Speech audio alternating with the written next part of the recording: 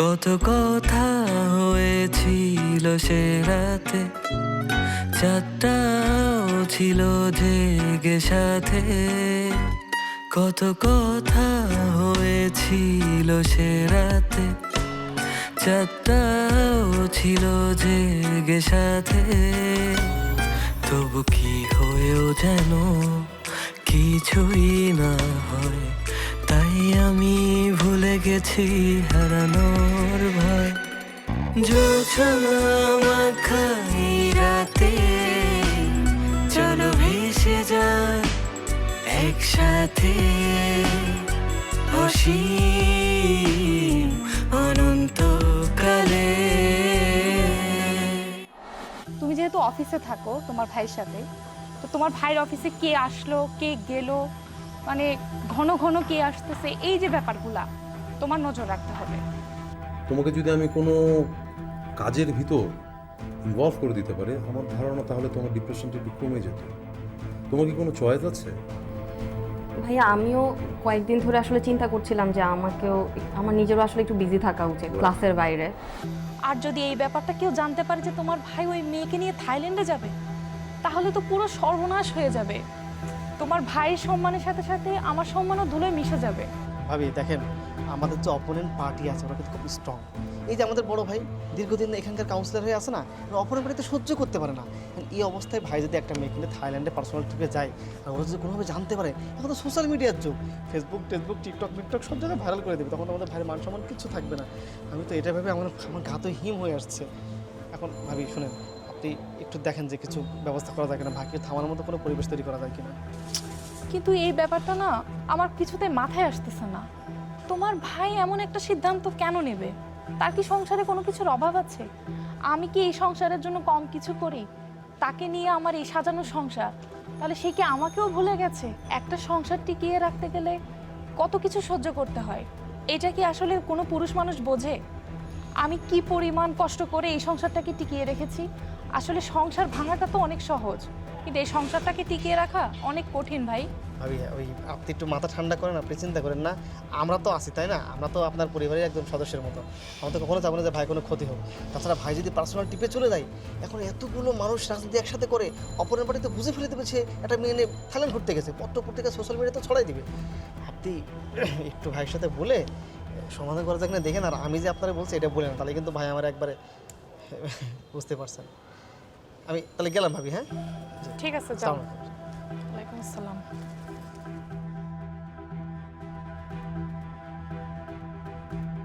লীলা, লীলা, কি রে মা, এত তাড়াতাড়ি শুয়ে পড়েছিস কেন? খাবি না? বাবা আমার শরীরটা ভালো লাগছে না, তুমি খেয়ে নাও। ভালো লাগছে না মানে? কি হয়েছে? কি হয়েছে তো? বাবা তেমন কিচ্ছু হয়নি, সামান্য একটু জ্বর। সামান্য একটু জ্বর? কই দেখি। ইস, জ্বরে তো তোর গা পুড়ে যাচ্ছে। দেখ লীলা, এর আগেও কিন্তু তোর গায়ে জ্বর হয়েছে, কিন্তু তুই কোনোভাবেই ডাক্তারের কাছে যাসনি। আমি আর কোনো কথাই শুনবো না, আগামীকাল কিন্তু তোকে ডাক্তারের কাছে নিয়ে যাবো। বাবা তুমি কি বলতেছো? শুধু শুধু উত্তেজিত হয়ে যেতেছো। আমার সামান্য একটু জ্বর হয়েছে, আর তুমি জানো না আমার এই ডাক্তার হসপিটাল মেডিসিন একদম ভালো লাগে না। এমনি এমনি সেরে যাবে, ডাক্তারের কাছে যেতে হবে না। মারে, এরকম করে বলিস না। তোর মা মরে যাবার পর তোর মুখের দিকে তাকিয়ে আমি আজ পর্যন্ত বিয়ে করিনি। তোর একটা কিছু হয়ে গেলে আমি কি নিয়ে বাঁচবো বল? এই যে বাবা আবার শুরু হয়ে গেছে তোমার ইমোশনাল কথাবার্তা। ধুর, আমি তো বলতেছি তোমাকে যে এমনি এমনি সেরে যাবে, সামান্য জ্বর। এমনি এমনি সারুক বা না সারুক, আগামীকালকে তোকে আমি ডাক্তারের কাছে নিয়ে যাব। তুই এখন শুয়ে পড়, শুয়ে পড়, আমি আগামীকালকে তোকে ডাক্তারের কাছে নিয়ে যাবই। এই মেঘা, হোয়াটসঅ্যাপ বাদাম খাচ্ছিস নাকি? আচ্ছা মেঘা, তোদের কি হয়েছে রে? আর কিসের সাক্ষী? না কি সব আবল তাবল বলছে? কি বাবা তাকে আছিস কেন? আরে এটা কি হলো? তোর লজ্জা লাগে না? তুই নাম্বার নিবি, দুনিয়ার সব মেয়ের কাছে নাম্বার নেই, তুই আমার কাছে এসে কেন নাম্বার চাস? আমি তো বুঝি না। এই তোর ক্যারেক্টার এত লুজ কেন, এত লেভেলের লুজ কেন? আমার এটা বুঝা। আমি না তোর বন্ধুর গার্লফ্রেন্ডের কাছে কেউ নাম্বার চায়?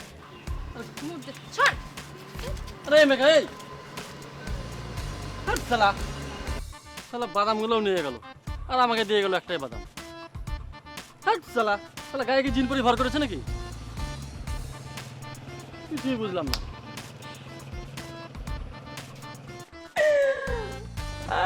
কি বল? শোন না, আমি না প্রেম টেম এগুলো কিছু করতাম না। এই তোদের এই প্রেম টেম করা দেখে না আমার প্রেম করার স্বাদ জাগছে। এখন দেখ কপালে কেমন একটা ছ্যাঁচটা জুটছে।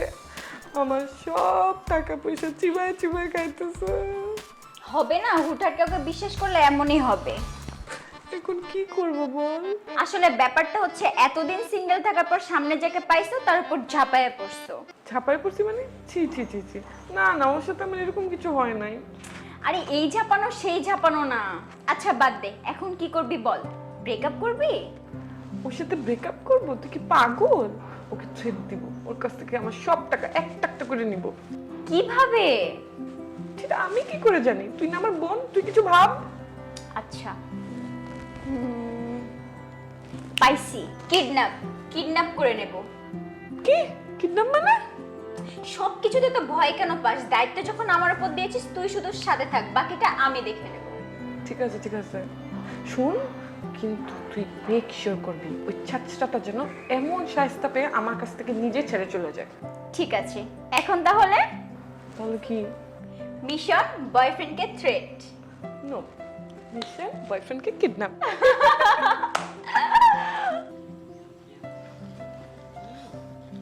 আল্লাহ গো, আমার সব টাকা পয়সাগুলো নিয়ে গেল।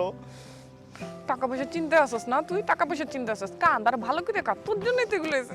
কালকে থেকে আমাকে না খায় রাখছস। এই সেমরি, এই চুপ থাক, তোর জন্য এত কিছু হইছে। ও আমার জন্য হয়েছে না? আর তুই নিজে কি করছস? তোর ছাত্রামির জন্য এইসব হয়েছে। আর আমার পার্সটা যে নিয়ে গেল সেই বেলা কি হবো? তোমার পার্স না? তোর যে এত একটা গুন্ডি একটা বোন আছে, আগে জানলে তো তোর সাথে প্রেমই করতাম না। তাই না? আমার সাথে প্রেমই করতি না তুই। ফালতু কথা। শোন, তোর বোনকে বলবি ও কিন্তু আমার টাকা হজম করতে পারবে না, ঠিক আছে? আর আজকের পর থেকে তুই আমার সামনেও আসবি না, থাক তুই। আসলে আমার টাকাগুলো সব। আরে তোর মতো ছাত্রের সাথে যে এতদিন ছিলাম এটা তো তোর কপাল। শালা ফালতু কোথাকার।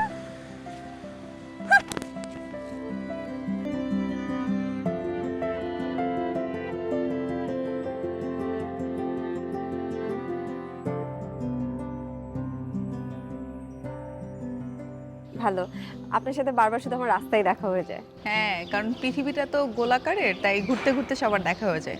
মাঝে মাঝে আমাদের প্রাক্তনদের সাথেও তো দেখা হয়ে যায়, তাই না? এভাবে আপুরও কি প্রাক্তন আছে? প্রাক্তন বলতে যে শুধু প্রেমিক প্রেমিকাকে বলে সেটা কিন্তু নয়। প্রাক্তন কিন্তু বন্ধুরাও হয়। যেমন স্কুল, কলেজ, ইউনিভার্সিটি বন্ধু বান্ধব ছিল, তাদের সঙ্গে আমরা অনেক ওঠা বসা করতাম, কিন্তু এখন তাদের সঙ্গে দেখাও হয় না, তাই না? কিন্তু তারা এখন কি হয়ে গেল? প্রাক্তন না? আপনি অনেক সুন্দর একটা কথা বলেছেন আপু। অনেস্টলি স্পিকিং, আপনার কাছ থেকে একটা নতুন জিনিস শিখলাম। আমার কাছ থেকে কি শিখবেন? আমি তো নিজে মানুষের কাছ থেকে শিখি। আপু, ওই দিন আপনি আমাকে একটা প্রশ্ন করছিলেন না, যেটার উত্তর আমি আপনাকে ওই দিন দিতে পারিনি, মনে আছে? কোন প্রশ্নটা জানো? ওই যে আপনার আন্টি আমাকে কেন এত বেশি পছন্দ করেন। ও আচ্ছা, হ্যাঁ। আমার কাছে মনে হয় আমি প্রশ্ন উত্তরটা পেয়েছি। আপনার আন্টি আমাকে অনেক বেশি পছন্দ করেন শুধুমাত্র আমার সহজ সরলতা কিংবা সোজা সাপটা উত্তর দেওয়া, এটার জন্য হয়তোবা। শুনুন ছোয়া, কনফিডেন্ট ভালো, কিন্তু ওভার কনফিডেন্ট খুব খারাপ। ওভার কনফিডেন্ট কিন্তু মানুষকে অহংকারের দিকে নিয়ে যায়।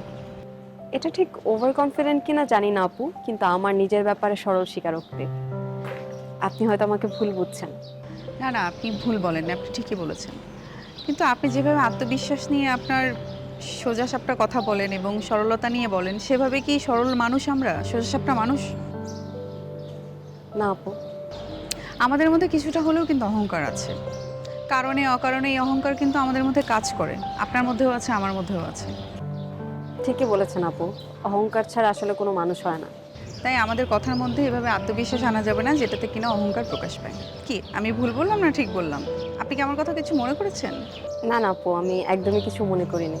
আর সত্যি কথা বলতে, আগে হলে হয়তো কিছু মনে করতাম, কিন্তু আন্টির সাথে কথা বলার পর থেকে, ওনার সাথে সব কিছু শেয়ার করার পর থেকে আসলে কারো কথায় কখনো কোনো কিছু মনে করি না। বাহ, এটা তো আমার খালামণির জন্য অনেক বড় একটা পাওয়া। আসলে আপু, সত্যি কথা বলতে আন্টির সাথে পরিচিত হওয়ার পর থেকে আমি নিজেকে এত বেশি পরিবর্তন করেছি, মাঝে মধ্যে অবাক হয়ে যায় নিজের পরিবর্তন দেখে। কেন ছোঁয়া, আপনার জীবনে অতীত কি খুব ভয়ঙ্কর নাকি? আচ্ছা, আমি মনে হয় আপনাকে এম্বারেস করে ফেলেছি এই কোশ্চেনটা করে। আপনি কিছু মনে করবেন না। আচ্ছা আসুন না, ভেতরে আসুন, চা খাবেন? না আপু, আজকে না, অন্য একদিন রাস্তা আপনার সাথে যখন দেখা হয়ে যাবে তখন কোথাও বসে আমরা কফি খাবো। আচ্ছা ঠিক আছে, তখন আমি পুরো গল্পটা বলবো। ওকে ঠিক আছে, আজকে আসি, আল্লাহ হাফেজ। আল্লাহ হাফেজ।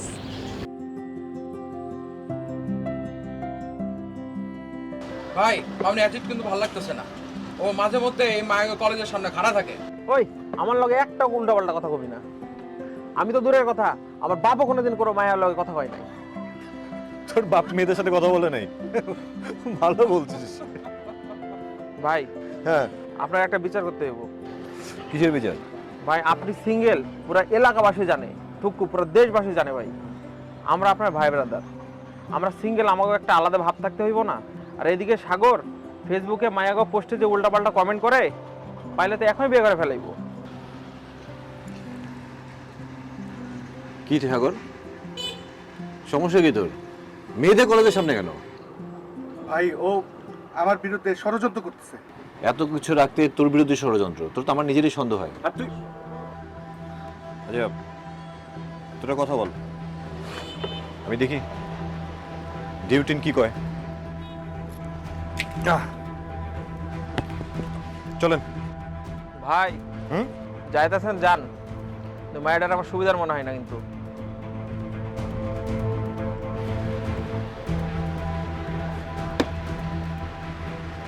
আপনার সাথে আমার কিছু কথা আছে। কিন্তু আপনার সাথে তো আমার কোনো কথা নেই। আপনাকে যা বলো আমি সেদিনই বলে দিয়েছি। এত অপমান করার পরও আপনার শিক্ষা হয় না? এত নির্লজ্জ কেন আপনি? আপনাকে আমি আর বেশি দিন জ্বালাবো না। আলহামদুলিল্লাহ, বিয়ে ঠিক হয়েছে নাকি? কংগ্রেচুলেশন! আরে অনেকদিন হয় বিয়ের দাওয়াত খায় না। আমরা বন্ধুরা বিয়ের দাওয়াত খেতে খুবই পছন্দ করি। টেনশন নেবেন না, আমরা ফকিরনি ছেলে না। হ্যাঁ, আপনার বিয়েতে যাব, ভরপুর খাবো এবং দামি গিফট করব। ওকে? আমার ক্যান্সার ধরা পড়েছে। হোয়াট? কি বলছেন এসব? যা বলেছি সত্যি বলেছি। আর তাছাড়া একজন মৃত্যু পথযাত্রী মানুষ এটা নিয়ে কখনো মিথ্যা বলবে না। আসলে আপনাকে আমি খুব ভালোবাসি।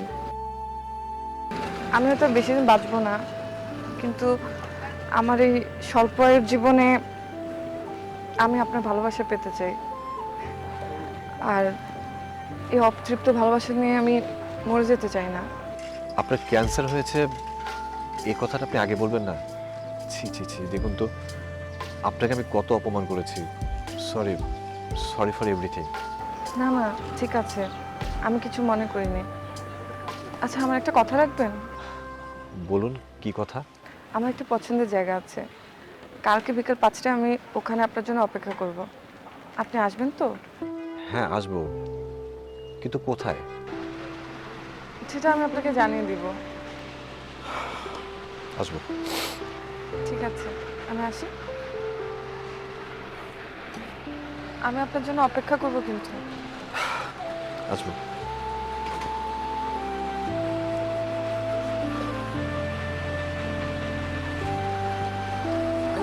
বিষয়টা কি হইলো?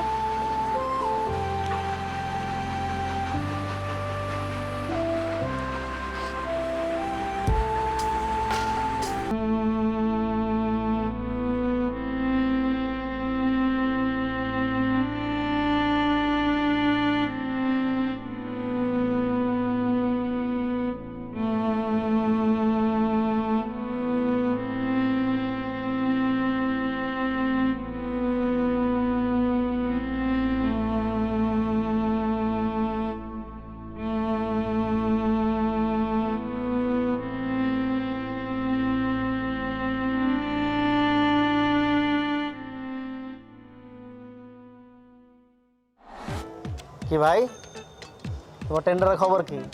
এক টেন্ডার লইয়া তুমি যে পরিমাণ দৌড়াদৌড়ি করছো, একবার ভূমি অফিস, কমিশনার অফিস, চেয়ারম্যানের অফিস, ওরে বাবারে বা মাথা খারাপ করে ফেলাইছো। তাই ভাই, শেষমেশ তুমি যে কাজটা পাইছো আমি খুব খুশি হয়েছি। রাস্তা কাজটা অনেক বড়, আমগো সেক্টরের মাথা থেকে পুরো স্কুল পর্যন্ত। এই কাজটা করলে কিন্তু তোমার মোটামুটি একটা ভালো ক্যাশ থাকবে। আমার কিন্তু পাশে দেখো ভাই। তোর কইলো কেটে যে আমি কাজটা পাইছি? হ্যাঁ, কত আশা নিয়ে আমি দৌড়াইছি এই কাজটার লেগে, জানো? এখন মনে হইতেছে না কাজটা রইব। কি সুন্দর রেট দিছি, আমার কাগজপত্র সব ঠিকঠাক ছিল। এখন মনে হইতেছে না টেন্ডারটা আর হইব।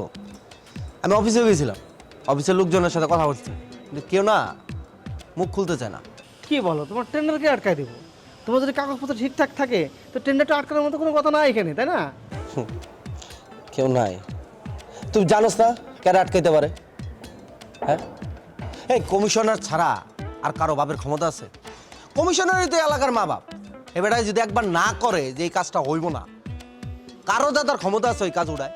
এই যে ভাই, তোমার লগে যদি কমিশনারের সাথে একটা ভালো সম্পর্ক থাকতো না, তোমার টেন্ডার জীবনও আটকাইতো না। তুমি সব কিছু গায়ে জোরে করতেছো। আরে ভাই, সব কিছু তো গায়ে জোরে হয় না। তোমার সাথে যদি কমিশনের সম্পর্ক ভালো থাকতো, এই টেন্ডার আটকাইতো না। আচ্ছা মিল্টন, তুই ক আমি কি কোনো ভুল কাজ করছি? ক, টেন্ডার জায়গাটা কি? টেন্ডারের জায়গাটা একটা প্রতিযোগিতা, তাই না? যে ভালো কাজ করবে, কম পয়সায় কাজটা ভালো করে উঠাই দিতে পারবে, টেন্ডারটা তো তারই পাওয়া উচিত, তাই না? ভাই আমি একটা কথা কই, তুমি আবার কমিশনার লাগে বসো, একটু বোঝাই কও, বুঝছো? পারলে একটু মাল পানি দেওয়া কোনো সমস্যা নেই, কিন্তু টেন্ডারটা তুমি বার করো না প্লিজ ভাই। কমিশনারের কাছে যাবো? হ্যাঁ, হ্যাঁ, আমরা পাত্তাই দেয় না। ওই সামনে দেখলে একটা হাসি মুখ দেওয়া কয়, কিরে টগর কেমন আছ, আর পিছন পিছন এই বান্দা নিজের স্বার্থ লয়েই চলে। আমি এই টেন্ডারটা যে ভাই কারে দিতেছে না এটা পর্যন্ত আমি জানি, তার নামটা পর্যন্ত আমি জানি। এগুলো কথা ভাই। আচ্ছা একটু ধৈর্য ধরেন, ধৈর্য ধরে দেখেন যে কি করা যাবে। হ্যাঁ, ধৈর্যই তো ধরতে হইব, তাই না?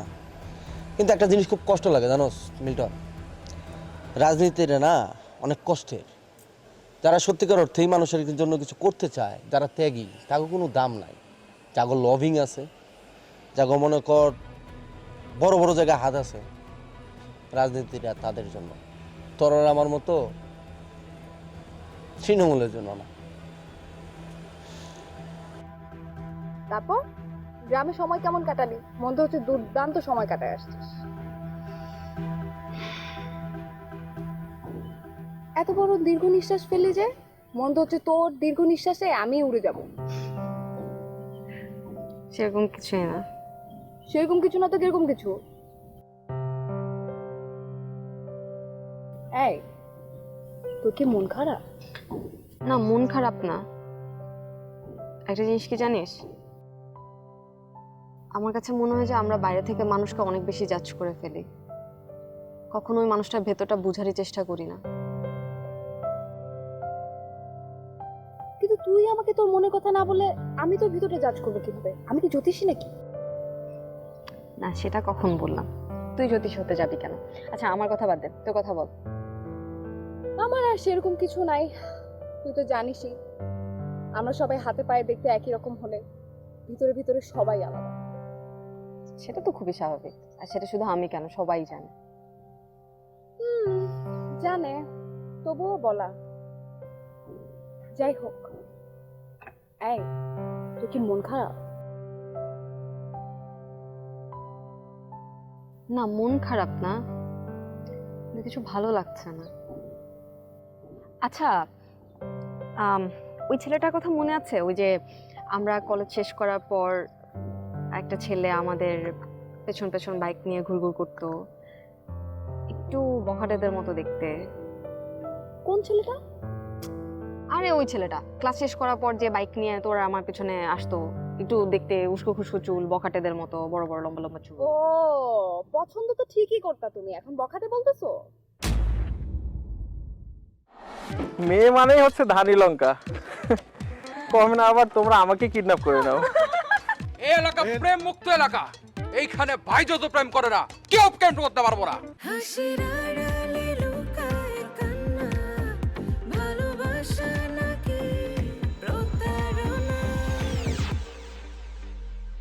সাদা কালো গল্প বলে কে যে আপন কে যে চলে।